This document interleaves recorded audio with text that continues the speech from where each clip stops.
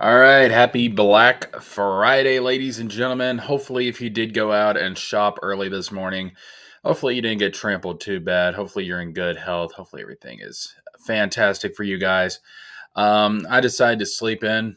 I did all the cooking yesterday. I was pretty tired. Even going into last night's live stream over on the Pop Culture channel, which, by the way, will be linked down in the description box below. Um, I was tired last night, but I feel a lot better this morning. I've had a couple of slices of pie. I had some pecan pie. I had some pumpkin pie. I got me a cup of coffee here to get the caffeine going, so I get all wide awake and stuff. And by the way, I think I'm going to get a sip of that right now. Mm, fantastic. Nothing like a slice of pie and some coffee. It's a great way to start off your morning. All right, so um, yeah, I decided to sleep in today. Sometimes I do actually do Black Friday shopping. I do go out. Um, just didn't feel up to it this year. Got plenty of time. Well, not plenty of time till Christmas, but I've got enough time to get everything I want to get people. So I'm going to be spending Black Friday with you lovely folks. So I did do a live stream last night for Thanksgiving over on the Pop Culture channel. If you want to check that out, the link to that channel is down below. Go check it out.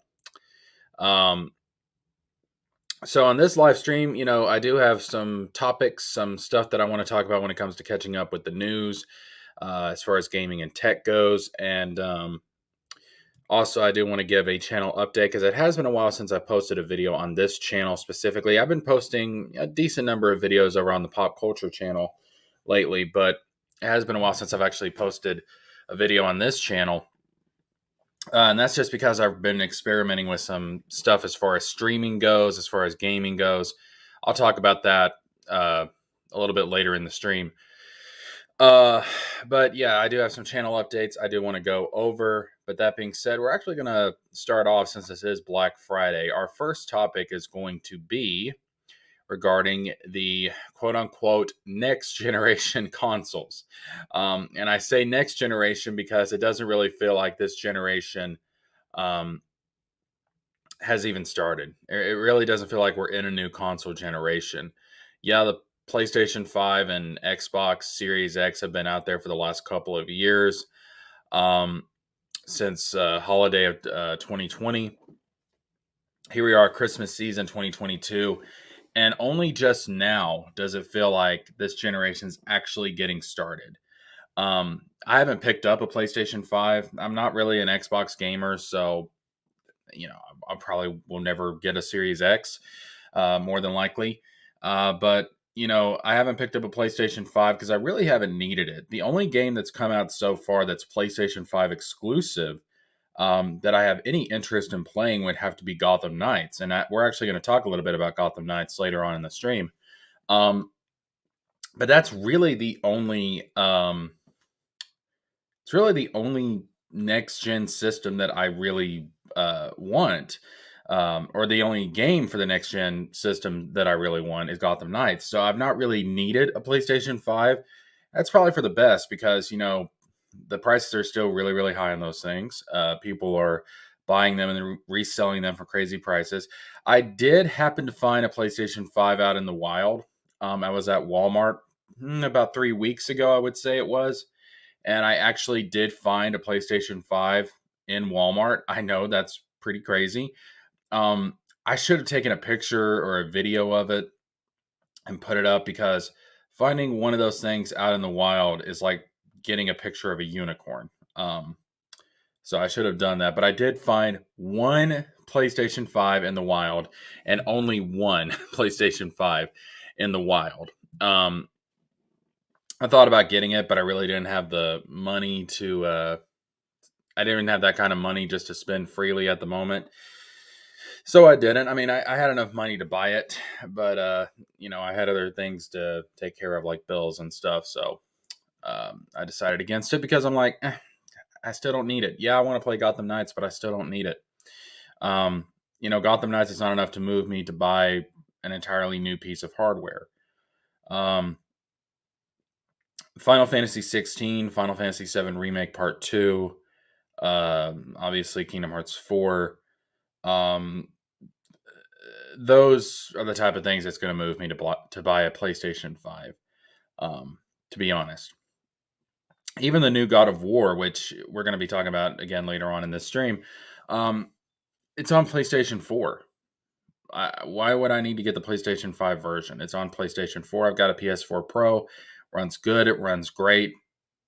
I'm not worried about it.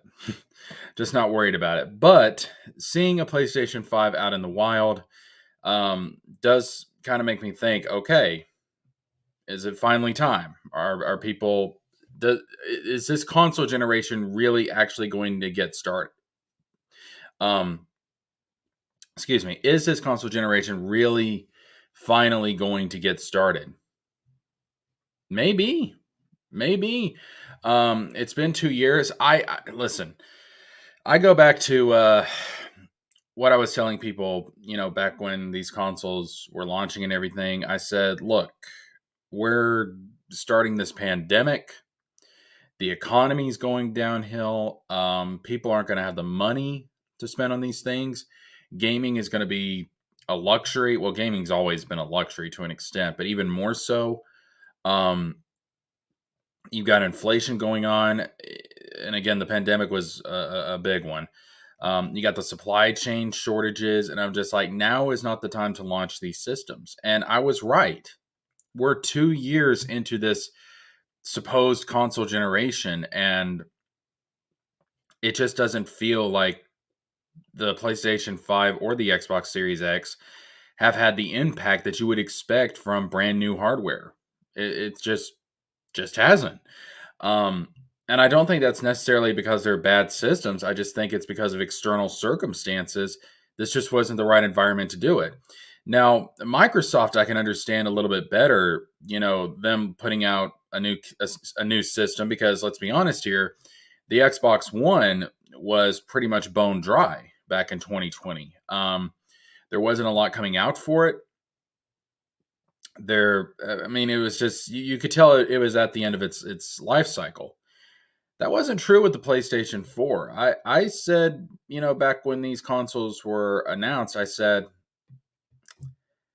PlayStation 4 has got so much, it's got enough life left in it. It's got so much life left in it that it could go another 2 to 3 years. And here we are 2 years later, and it's still going. Here we are. And PS4 has the new God of War, which is Sony's latest AAA first party title. And it's doing great. PS4 still to this day has life in it. So I think I was correct on that prediction. I think I was correct about the situation, and I think the last 2 years have only proven that I was correct on that, because here we are, and PlayStation 4 is still getting AAA titles. Now, given there is cross-platform here, obviously there is a PlayStation 5 version of God of War Ragnarok, but a lot of people that I've seen streaming the game are getting the PlayStation 4 version, not the PlayStation 5 version, because they don't have a PlayStation 5. So I hold to what I said 2 years ago, that the PlayStation 4 still had 2 to 3 years of life left in it. There was no reason for Sony, other than, just having a response to Microsoft putting out a new console. There was no other reason for Sony to come out with new hardware, to release new hardware. No one was asking for it. Everybody was satisfied with PlayStation 4. So I think, honestly, they launched these things too early. I think they probably should have waited. I think if they would have waited to launch them this year, this holiday season, it probably would have been a lot better. But even now, they're not as widespread as they could be. They haven't had the type of impact that they should have. But I think that's going to change in 2023. I do foresee there's signs that I'm seeing that leads me to believe that 2023 is when we're finally going to start transitioning from the PlayStation 4 to the PlayStation 5 fully and completely. I think 2023 is going to be the year that the PlayStation 5 really starts to have any sort of major impact in the gaming sphere. That's my opinion. So 2023, I think, is going to be the year of the next gen consoles. Um, the last 2 years from 2020 to now 2022, it's been a lame duck. It's been a lame duck. It's just not been impactful whatsoever. They're just not talked about.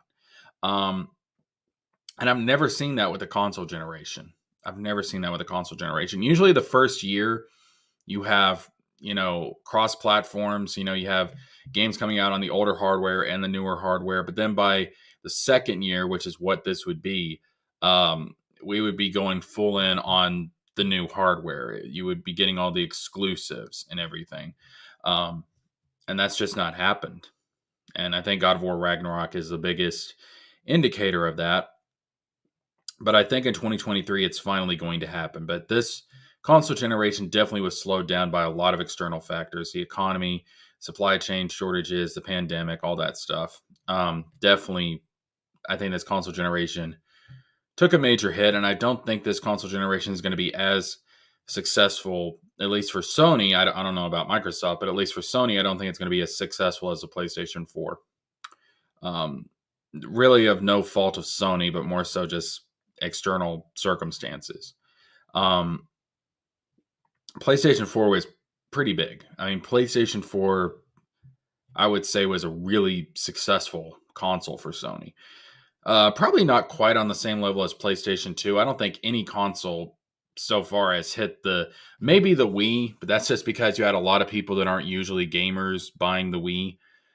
That was kind of an exception to the rule. But as far as normalcy, I think in normal circumstances, I think the PlayStation 2 is still the most successful video game console ever, for good reason. But I think finally this generation is going to kick into high gear in 2023.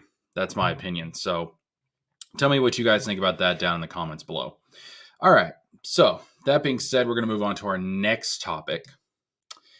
And that's going to be, what the hell is happening with Kingdom Hearts Missing Link? We have not heard very much at all about this game since it was announced. And yet we're supposed to be getting a open, or I think, is it a closed beta, open beta? Anyways, it's supposed to be a beta test we're supposed to be getting this year, this fall. And the fall's over. The fall is just about over. This year is just about over. We're about to go into December, and yet we haven't got this beta. So what is going on? I don't know. When you look at all the delays that happened with Kingdom Hearts Dark Road, I can't help but speculate that this beta test is going to be getting delayed. That this game is probably going to get pushed back. Because that happened so much with Dark Road. I mean, it was ridiculous what happened with Dark Road. It was like, hey, it's coming September. No, it's coming winter of the following winter. No, it's actually coming in the fall. And it was like I think it was three different delays that we got. And I feel like that's the same case here with Missing Link. I don't think we're getting the beta this year. Now, I could be wrong. Square Enix could come out next week and they could say, hey, here it is. And it's like, okay, fair enough. But, when they said that we were supposed to be getting this beta in the fall, I'm thinking to myself, okay, so we're talking about what, September, October, November at the latest. I guess if you look at the calendar, technically December is a part of the fall. But in my mind, I usually think of December as winter. So here we are, we're almost done with 2022, and there's been no talk about it. There's been no announcements on it. I don't know when it's coming. I don't know when the hell it's coming. I don't know what Square Enix is doing. I don't know why they're taking their sweet time with this. If they're not going to do the beta, if they're going to delay it, then at least come out and tell us, announce it, at least announce it. And let us know so that we're not getting our hopes up. But there's not been any announcement on it. It's just kind of been dry. And given, with stuff like Kingdom Hearts 4, Nomura straight up said, don't expect any news on Kingdom Hearts 4 for a while. We made this announcement, but I'm telling you right now, it's going to be a while before we get any information. Some people are talking about, maybe we could get a trailer at the Game Awards. I doubt it. I think that's just hopeful thinking. People get their hopes up that we might see Kingdom Hearts at every single gaming event, but I took Nomura's words to mean that we're probably not going to see Kingdom Hearts 4 until 2023. That's probably the next time we're going to see it. I would not be surprised if we don't see it till E3 of 2023. I just don't. I think it's still going to be a while before we get anything on Kingdom Hearts 4. So I'm not expecting anything from Kingdom Hearts 4. But when you say you're going to have a beta for Kingdom Hearts Missing Link in the fall of 2022, and here we are in November, yeah, I'm expecting something from this game. Like, I'm expecting an announcement. And the fact that we haven't gotten anything so far tells me they're not quite ready to go through with the beta yet. So I think it's probably going to get delayed. I don't think we're going to see the beta. I don't know, gut instinct, early 2023 maybe is what I'm thinking. But there's going to be a delay. They're going to have to announce it soon. Could get announced this weekend. Could get announced next week. I don't know. But they need to make an announcement one way or the other on this soon. Because people are out here like, what the hell is going on? I'm out here, what the hell is going on? So Kingdom Hearts Missing Link, I have no idea what the hell is going on with it, but Square Enix really does need to make an announcement as to whether we're actually going to get the beta this year or not. And I don't think we're going to get the beta this year. I think it's going to get delayed. All right, so we are going to move on to the next topic of discussion, and that's going to be Gotham Knights. This is a game that I have not had the chance to play. Obviously, I don't have a PlayStation 5. First of all, let me just say this. I think not releasing this game on PlayStation 4 was a big mistake. Looking at this game, I don't know why it was needed to be next-gen exclusive, why it needed to be exclusively on the new hardware.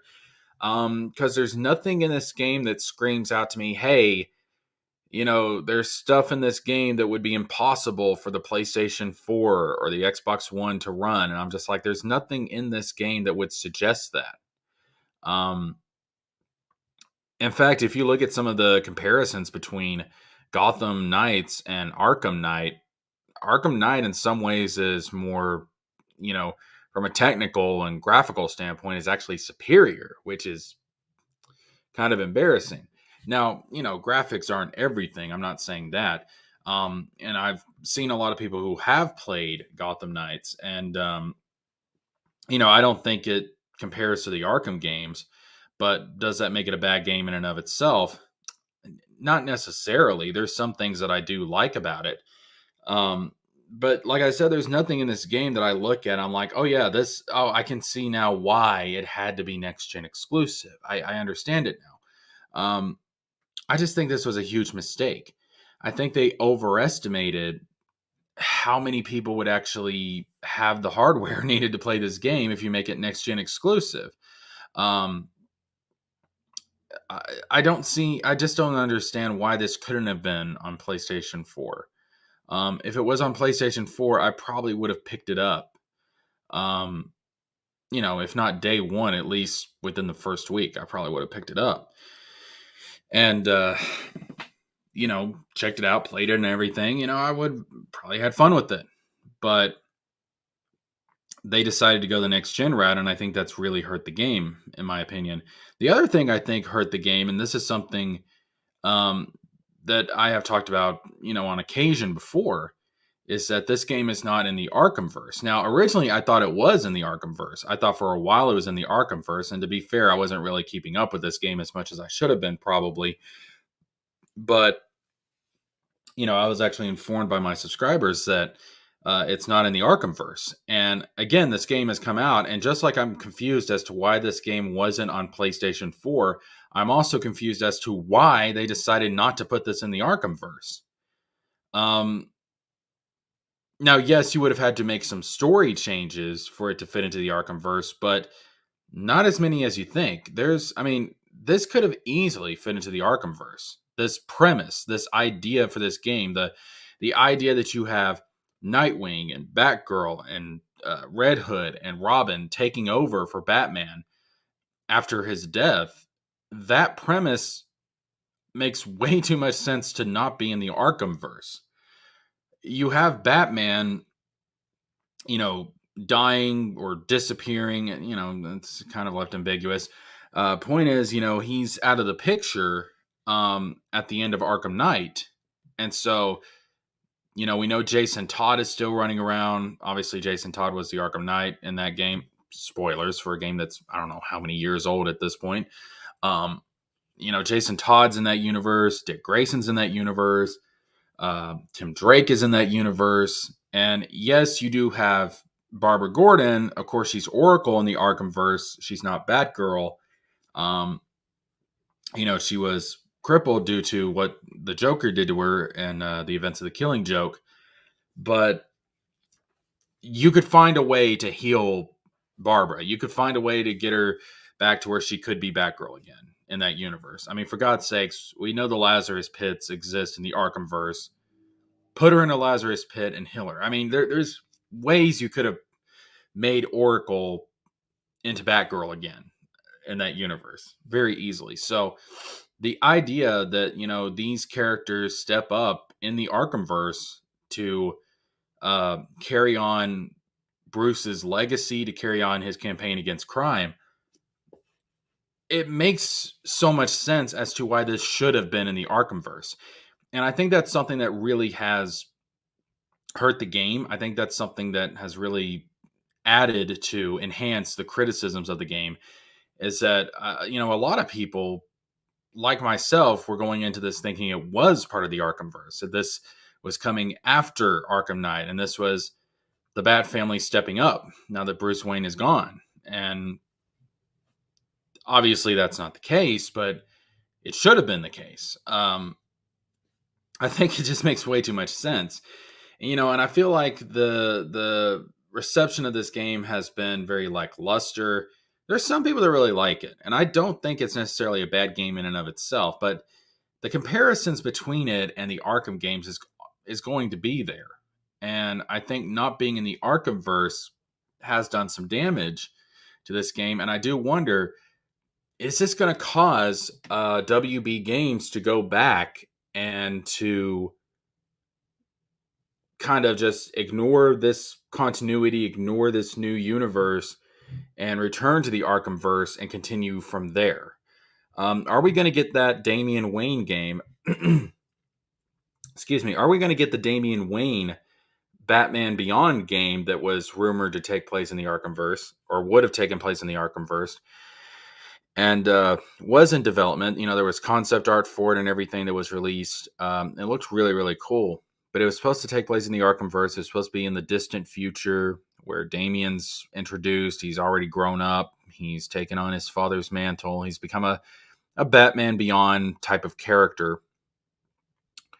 Are we going to see them maybe go back and revisit that idea? Perhaps. I'd be all for it. I wanted that game ever since the concept art was leaked for that game, ever since we got confirmation that game was in consideration. I've wanted that Damian Wayne Batman Beyond game for a very long time. I would love to see them go back and revisit that idea, because that concept art was way too cool.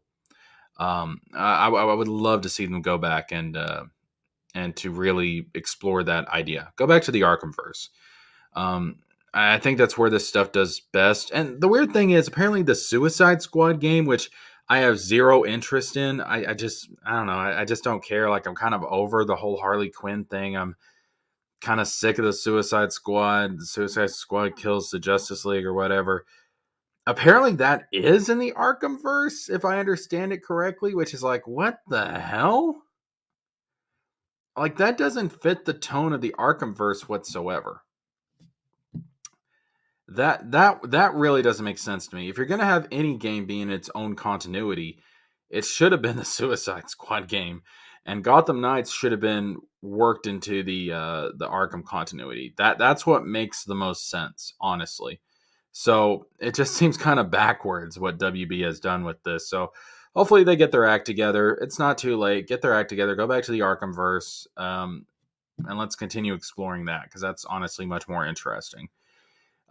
Gotham Knight should have been in the Arkhamverse. It should have been a follow up to Arkham Knight, but it is what it is. So that being said, let's move on to the next topic, and the next topic is God of War and the streaming situation. So here's the thing. I, over the last week, have been trying to get things set up to where I can stream games, not just let's play games, pre-record videos, edit them, upload them on YouTube, which is a lot more time consuming, but to be able to stream games. I've been trying to work with different software. I've been working with my Elgato. I've been working with even StreamYard. I've been working with Twitch Studio. But a lot of these things, it's just one problem that kind of screws up the whole thing. With StreamYard, for some reason, it's not recording the audio from the Elgato. It's getting the footage, it's getting the visual images, but it's not recording the audio. On top of that, StreamYard, when it records the footage, it's not laggy, but it's janky. Like the frames don't look right. It's kind of janky. The frame rate is weird when you do it with StreamYard. OBS is what I've had the most success with. But the thing is with OBS, it's just trying to get the right settings. And I think OBS is probably going to be the best option to go with. But I need to find the right settings to stream for my computer. Everything else is good. It's just there's too much lag. And I don't like that. I am a bit of a perfectionist when it comes to this stuff. I'll be working on something, and if one thing goes wrong, it just kind of keeps bothering me. It's back in my head, and I'm just like, nope, throw away. Start the whole project over again. Got to do this over. Which may explain why it takes so long to get videos out, to be honest. OBS, I think, is probably going to be the best route to go because I've actually gotten it to stream the game. But I need to get the right settings. I need to optimize everything for my computer. And if I can do that, I think we'll be good to go. So I'm going to continue to experiment with that. And hopefully we'll be able to to get things going. Hopefully we'll be able to get a consistent streaming setup ready to go in the future. That's my hope anyways. So I did want to stream the original, or not the original, but the 2018 God of War game. I wanted to stream that and get caught up with that. And then on Thanksgiving, my plan was to start streaming Ragnarok. Unfortunately, because I was not able to get the stream set up exactly how I wanted, I decided just to forego that idea. And I'm going to, I want to do God of War content. I have a couple of theory videos that I want to do. And I may go ahead and do, I know the plot of Ragnarok, so you can't spoil me. I know what the plot of Ragnarok is. But I have a couple of theory videos for God of War, and I was going to put them out after I stream the games. But at this point, I'm just like, to hell with it. I may just put out the theory videos regardless and see what people think of them. And that'll maybe give me an idea about playing God of War, streaming it in the future. As of right now, though, I'm going to go back to the Let's Play format until I get the streaming set up exactly how I want it. But hopefully we'll be able to start streaming sooner rather than later. So probably I'm gonna start going back to the Kingdom Hearts Final Mix Let's Play and get that finished. But yeah, streaming is something I want to do, but it's just there's so much setup. There's so much optimization, so much, you got to get this exactly right. And to be fair, I'm not familiar with all the terminology of it. Um, it's it's weird. That's one reason why I like StreamYard a lot for streams like this, because it's nice, it's simple, it's just click a couple of buttons and you're good to go. And I wish streaming games was like that. I don't know why it can't be just as easy. Um, yeah, I don't understand that. It's just weird. Like, it's like you have things like bit rate and stuff, and it's like, man, you're talking a different language. You're talking a different language when we start getting into all that. But I'll experiment with it. I'll ask around, see what suggestions people have. I'll get it figured out. I'll get it figured out. So hopefully we'll be able to start streaming in the future. But for right now, we're just going to be sticking to the Let's Plays. All right. So that being said, I think this is the last topic I needed to discuss on news and channel updates. So what we're going to do is we are going to do something very special for the last half of this stream. And that's right, ladies and gentlemen. So the Game Awards are coming up. I didn't know if you guys knew that or not, but yeah, the Game Awards are coming up. And we're going to go ahead and cast our votes for the Game Awards. I'm signed in.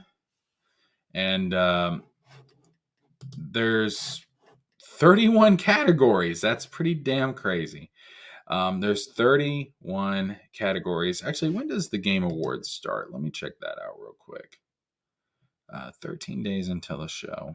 So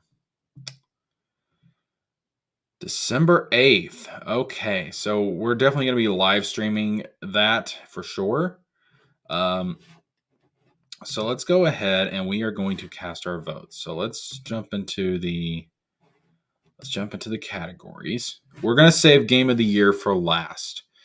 So yeah, we're going to go ahead and we are going to cast your votes. Now, some of these I'm just not going to vote in because I don't know. Like best esports event, best esports coach, best esports team, best esports athlete, best esports game. I know nothing about esports, so I'm just going to skip these categories because I just be making random guesses as to what I think is good or not because I don't have any perspective on esports to be able to judge this correctly. So I'm probably just going to skip these categories.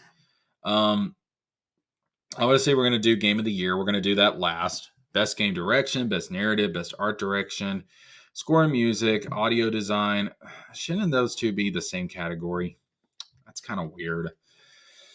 Best performance, games for impact, aka the SJW category. Best ongoing, best indie. See, I don't play a lot of indie games, so I don't know if I'm going to vote in that one. I don't play mobile games. I'm not going to vote in that one. Best community support. I don't play multiplayer games very much. Innovation and accessibility. Best VR/AR. I don't care about VR. Best action game. Best action adventure. Can those be combined into one category? Best role play, best fighting, best family, best sim/strategy, best sports/racing, best multiplayer. Again, I don't play a lot of multiplayer stuff. Content creator of the year. I wonder if I'll even recognize anybody this year because a lot of the people I follow are not big YouTubers. A lot of the people I follow, I don't know. If Boogie's on there, I'll vote for Boogie. Oh, by the way, I don't know if you guys heard or not, but Boogie actually has blood cancer. It's a slow acting cancer. It's supposed to take 20 years. That's heartbreaking, man. I think I'll do a separate video over the weekend actually talking about what's going on with Boogie in more detail. Anyways, best debut indie. Again, I don't play indies. Best adaptation, most anticipated game. So I'm not going to vote in every category because some of these I either don't know enough about or I don't give a flying flip about. So Uh, yeah, so let's just go ahead and we're going to dive in. We'll go from, since game of the year is at the top, we'll start down here at the bottom. Let's start with the most anticipated game. All right. So here we go. We got Final Fantasy 16. We got Hogwarts Legacy. We got Resident Evil 4. We got Starfield. We got The Legend of Zelda Tears of the Kingdom.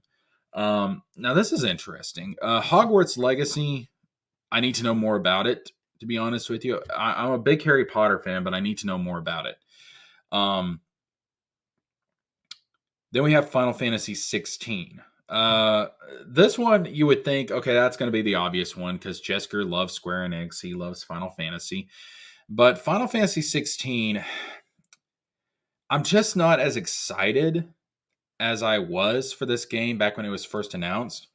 Don't get me wrong. I like the idea for the story. I like the world that we see in this game.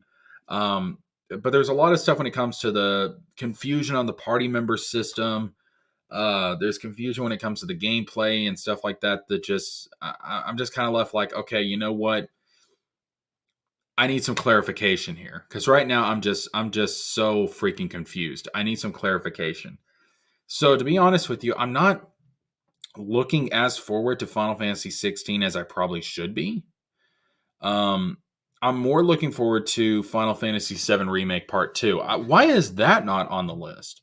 If Final Fantasy 7 Remake Part 2 was on the list, that would get my vote. Why the hell is that not on the list? Because that's coming out next winter, isn't it? Yeah. So why the hell is that not on the list? Starfield, I don't know anything about Starfield. I've started to get into Resident Evil. I've not played the original Resident Evil 4, but I've seen the gameplay of the remake and stuff, and I'm actually very interested in this game. I remember being a kid, and of course we had G4 on TV, not the shit reboot of G4 that we got recently. Um, the woke G4, but back in the day, like the good old fashioned TV version of G4, I remember this game was everywhere. The original Resident Evil 4 was all over that channel, and it looked pretty cool back then. Of course, I wasn't old enough to buy it back then, but I Resident Evil is something I think I really want to try and get into. And Resident Evil 4, the remake, looks really, really cool. So I'm actually excited about that. But I think the obvious winner here is going to have to be The Legend of Zelda Tears of the Kingdom. I love The Legend of Zelda. I need to talk about it more. I really need to talk about it more on the channel. I did do that trailer analysis for Tears of the Kingdom, but I really do need to talk about it more. But yeah, Legend of Zelda Tears of the Kingdom. Breath of the Wild was absolutely amazing. I fell in love with this series after I played Twilight Princess, the HD version on the Wii U. I fell in love with the series. It's my third favorite video game series, right behind Kingdom Hearts and Final Fantasy. Love Zelda. I adore Zelda. Love it, love it, love it, love it, love it. Tears of the Kingdom looks absolutely amazing. So this is going to get my vote. The most anticipated game, at least from this list, for me is going to be The Legend of Zelda Tears of the Kingdom. If Final Fantasy VII Remake Part 2 is on here, that would get my vote. But I think I'm going to give my vote to The Legend of Zelda Tears of the Kingdom for the most anticipated game. All right. So let's go back to the categories. Best adaptation. Oh, okay, so this is like movies and stuff. This one's easy. This one's easy. I love the Sonic the Hedgehog films. I think they're really good. They're great family fun. So I'm going to go with Sonic the Hedgehog 2. That one's a no-brainer. That one's a no-brainer. Okay.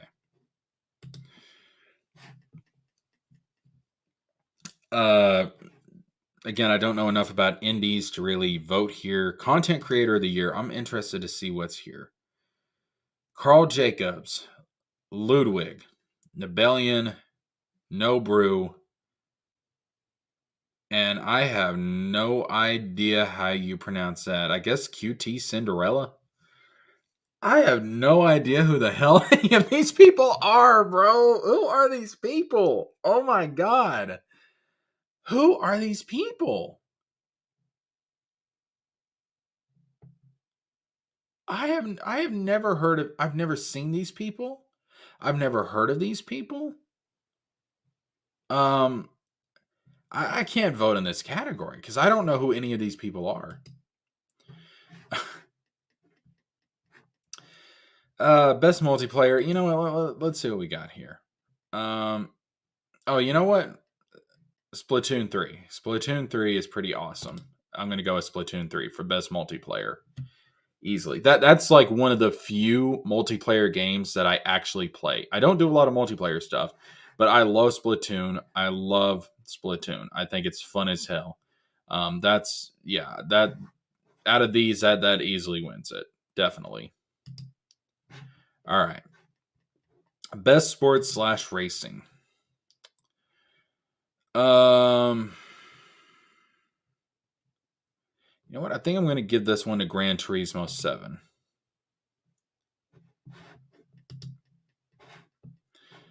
Best sim slash strategy. Let's see what we got here. Yeah, see, I've not played any of these. The only one I've heard about is the Mario game, so I'm not gonna vote here. Best family game. Let's see what we got. If I can get in there. Hello. I'm clicking. There we go. Thank you. Um Now this one's kind of tough. I kind of want to give it to Lego Star Wars, but at the same time, Splatoon 3 is very fun. Ooh, this is actually a tough one. Hmm. Lego Star Wars or Splatoon 3? Lego Star Wars or Splatoon 3?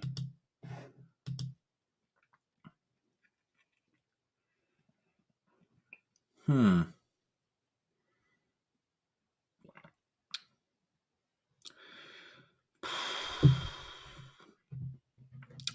Lego Star Wars is really, really good. Really, really, really, really, really, really, really, really good. But Splatoon 3 is really, really fun. So,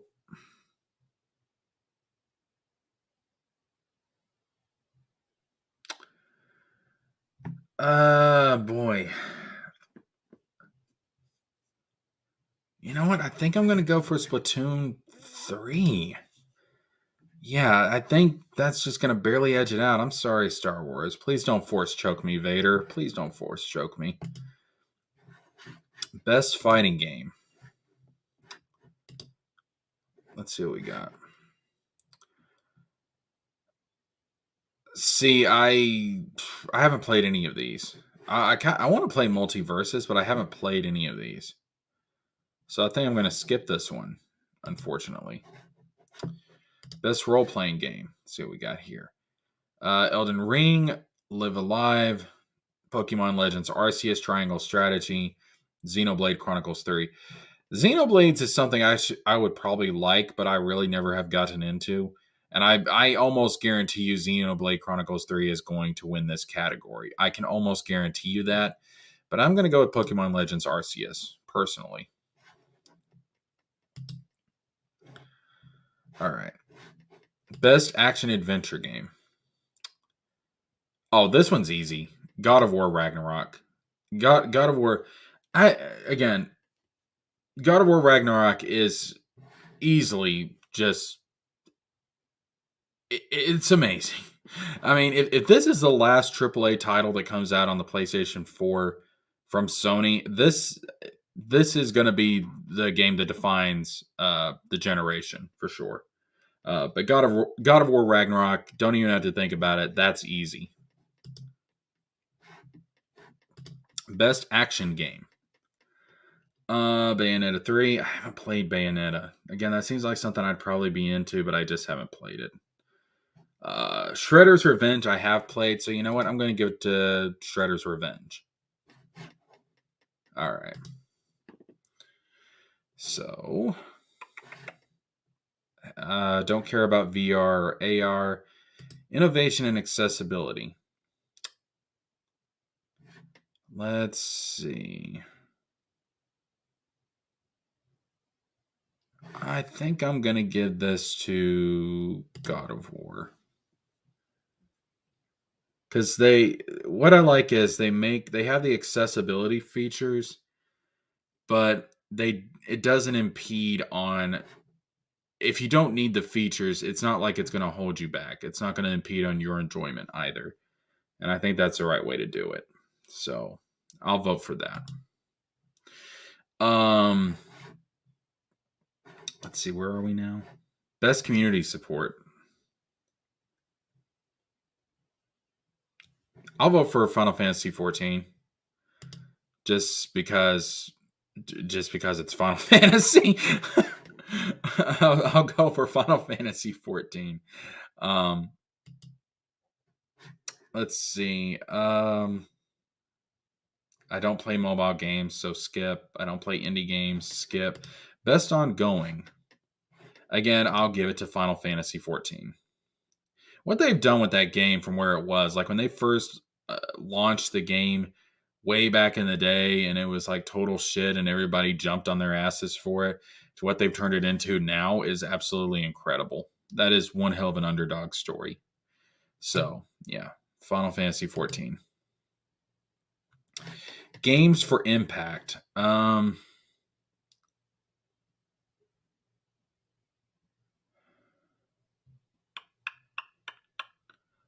I haven't played any of these games. The only one I'm even aware of is As Dusk Falls, and I don't know if it's any good or not, so I'm going to skip. Best performance. Let's see here. Sunny Soljic. Christopher Judge. Who does Sunny Soljic? Hold on a second. Sunny Soljic.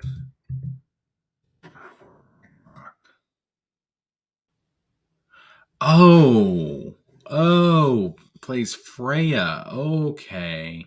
All right. That makes sense. Wow, that's tough. Having two from one game, that's really tough. Geez, man, let's see here.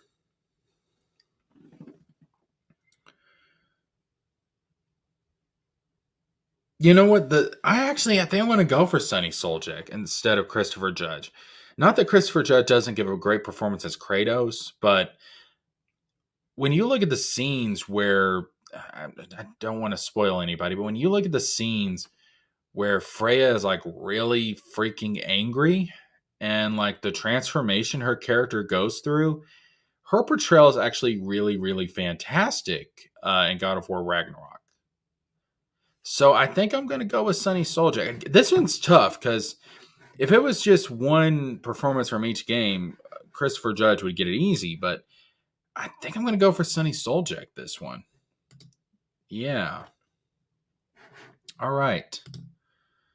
So, best audio design. Recognizing the best in-game audio and sound design. This, I don't know, man. Like, that seems like a weird category. I don't really think about the sound design that much. When it comes to audio in games, it's more so the music. I guess I'll go with God of War Ragnarok again. Yeah. That's what I'm going to do. Okay. So, best score and music. This one, easily God of War Ragnarok. Oh my goodness. The music in this series is fantastic. That one's easy. Again, don't even have to think about it. Best art direction.